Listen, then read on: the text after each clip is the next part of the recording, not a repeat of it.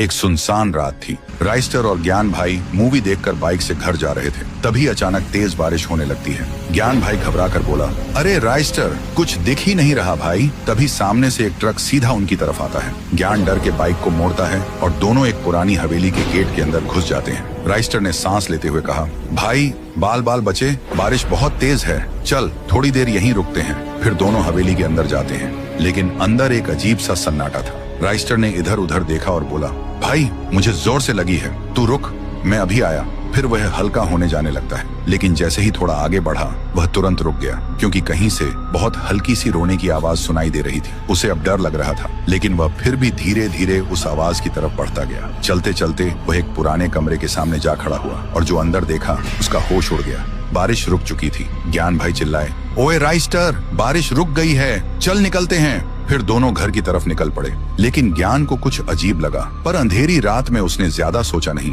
अगली सुबह गांव में मेला लगा था, सब मस्ती में थे। तभी वहां हाथ में एक तलवार लेकर राइस्टर आया और सीधा लोगों पर टूट पड़ा। एक एक को तलवार से काट रहा था। गांव में भगदड़ मच गई, हर तरफ लोग मरे पड़े थे। उधर ज्ञान भाई न्यूज देख रहा था। राइस्टर ने गांव पर हमला कर दिया। देखते ही वह चौंक गया और तुरंत बाइक लेकर तबाही वाली जगह पहुंचा। वहां का मंजर देखकर उसकी रूह कांप गई। राइस्टर लोगों को कैद करके रखा था और लोग चीख रहे थे।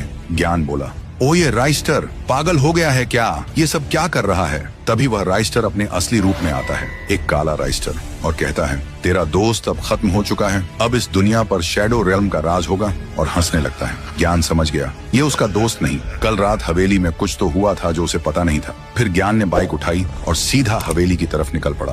हवेली पहुंचते ही वह सीधा उसी कमरे में गया। वहां उसने देखा आईने के अंदर असली राइस्टर तड़प रहा था। ज्ञान बोला, भाई तू यहाँ कैसे फंस गया? राइस्टर रोते हुए बोला, कल रात जब मैं हल्का होने जा रहा था, कहीं से मुझे किसी के रोने की आवाज आई। मैं उस आवाज के पीछे चलता गया और तभी एक कमरे में देखा आईने के अंदर एक इंसान कैद था, जो मेरे जैसा ही दिख रहा था, मगर पूरा काला।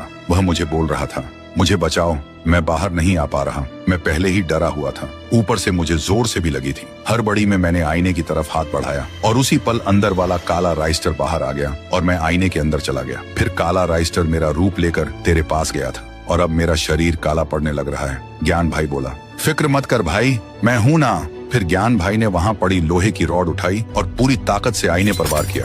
आईना टूट गया। गांव में काला राइस्टर चीखते हुए धुएं में गायब हो गया और हवेली में असली राइस्टर आईने से बाहर आ गया। वह हांफते हुए बोला, थैंक यू भाई, अगर तू वक्त पर ना आता मैं हमेशा के लिए उसमें कैद रह जाता। ज्ञान भाई मुस्कुराते हुए बोला, दोस्ती में थैंक यू नहीं बोलते भाई, चल घर चलते हैं, मुझे भूख लगी है। और इस तरह ज्ञान की होशियारी ने गांव और राइस्टर दोनों को बचा लिया।